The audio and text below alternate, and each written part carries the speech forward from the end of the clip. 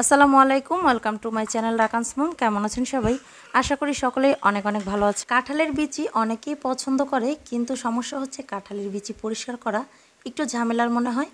তো আজকে আমি আপনাদেরকে মাত্র 5 মিনিটে খুবই সহজে কিভাবে কাঁঠালের বিচি পরিষ্কার করা যায় সেই প্রসেসটাই দেখাবো। তো না টেনে চলুন পুরো ভিডিওটি দেখে নেওয়া যাক। আমি কিছু কাঁঠালের বিচি নিয়েছি, এগুলো আমি আপনাদেরকে পরিষ্কার করে দেখাবো। আসলে এই বিচিগুলো বেশি ফ্রেশ ছিল না, জাস্ট আপনাদেরকে দেখানোর জন্য এই বিচিগুলো দিয়ে আমি ভিডিওটা বানিয়েছি। তবে আপনারা খাওয়ার জন্য অবশ্যই ফ্রেশ বিচিগুলো নেবেন। তো বিচিগুলোর উপরের অংশটা আমি এইভাবে ফেলে দিয়েছি। এগুলো আপনারা বটি কিংবা ছুরির সাহায্যে করে নিতে পারেন, তবে বিচিগুলো একটু শুকিয়ে নিলে এটি করতে সুবিধা হবে। এরপরে বড় একটি চালনে বিচিগুলো নিয়েছি, নিচে দিয়ে দিয়েছি একটি বল এবং সামান্য পরিমাণে পানি যাতে বিচিগুলো ভিজে থাকে। এরপর নিতে হবে এরকম একটি মাজনি। এই মাজনি সাধারণত আমাদের সকলের বাসায় থাকে, তো মাজনিটা একটু পরিষ্কার করে নেবেন। তো আমার এই মাজনিটা প্রায় নতুনই ছিল।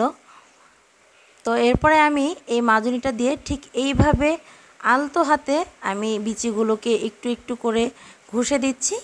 আপনাদের হাতে সময় থাকলে আপনারা চেষ্টা করবেন বিচিগুলো 5-10 মিনিটের মতো একটু পানিতে ভিজিয়ে রাখতে, তাহলে এটি পরিষ্কার করতে আরও বেশি সুবিধা হবে।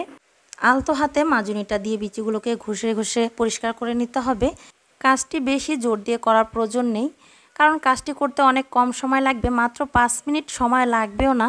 আমার এই বিচিগুলো পরিষ্কার করতে 5 মিনিট সময় লাগেও নি। তো আপনাদের সামনেই দেখাচ্ছি, দেখেন আপনারা এটি করা কতটা সহজ।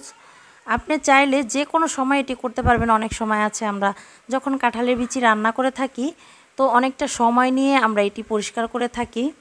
আবার অনেক সময় দেখা যায় যে গরম পানিতে ভিজিয়ে পরিষ্কার করতে হয়, আবার দেখা যায় মেঝেতে ঘষে ঘষে পরিষ্কার করতে হয়। তো এটা ঝামেলার মনে হয় আমার কাছে। মেঝেতে পরিষ্কার করলে হয় কি, যে বিচির ভিতরে অনেক সময় বালু ঢোকার সম্ভাবনা থাকে। আমি অনেক পদ্ধতিতেই কাঁঠালের বিচি পরিষ্কার করে দেখেছি, আমার কাছে সবচেয়ে সহজ মনে হয়েছে এই পদ্ধতিটা।